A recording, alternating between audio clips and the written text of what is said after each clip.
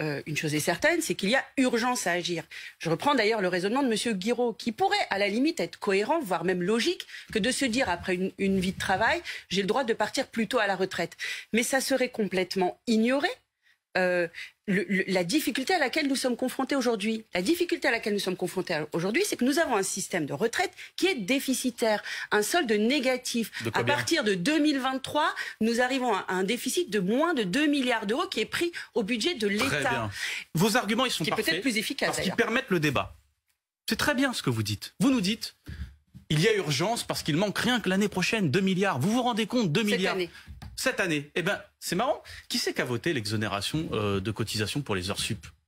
Et vous savez combien ça coûte l'exonération de cotisation pour les heures sup qu'a voté notamment Madame Hay? Oui. 2 milliards d'euros. Et j'assume. Voilà. Donc en fait, le trou de 2 milliards dont vous parlez, c'est vous qui l'avez créé. Je vais vous dire pourquoi je l'assume. Attendez, je vais finir parce que moi je vous ai écouté parler. Vous avez pris plusieurs arguments, donc je vais les prendre un par un. Et je le rappelle que le gouvernement a pris l'ensemble des propositions qui ont été faites par les syndicats sur le C2P, qui est donc le compte de prévention, sur l'usure professionnelle, sur l'avancée des femmes, de la retraite des femmes, sur les carrières hachées et sur le minimum contributif à 1 200 euros. Celle-là, c'est tellement une arnaque qu'elle aurait pu passer chez Julien Courbet. Hein. Parce que les 1 200 euros de minimum contributif, il faut lire en bas du contrat.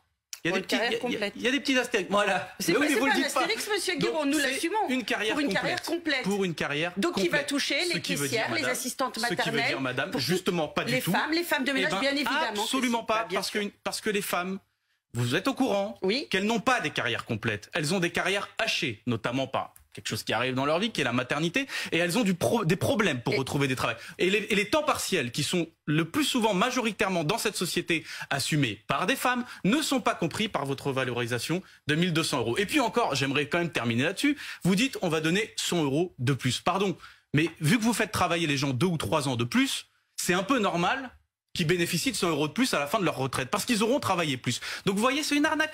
Tellement bien ficelé votre histoire, mais c'est bien qu'on ait ce débat-là, parce que ça prouve que vous êtes en train d'arnaquer les gens et de les berner.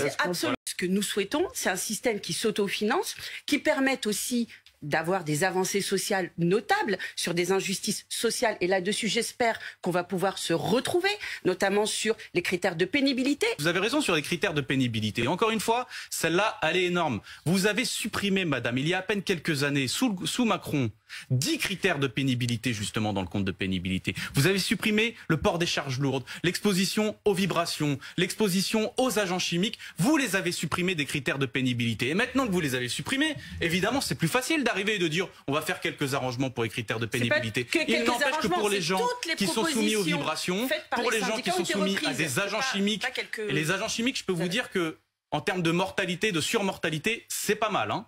C'est pas mal. Les vibrations, en termes de problèmes sur le squelette, sur le dos, etc., c'est pas mal. Eh bien, ceux-là, vous les avez retirés des critères de pénibilité. Ce qui veut dire que les gens qui travaillent dans ce pays dur sont moins, justement, couverts par la pénibilité. Donc, vous voyez, tout ce que vous avez bâti est injuste, est inégal, et je le dis, dans ce pays, et pour le système de retraite, c'est pas d'argent qui manque, c'est de solidarité et de redistribution des richesses.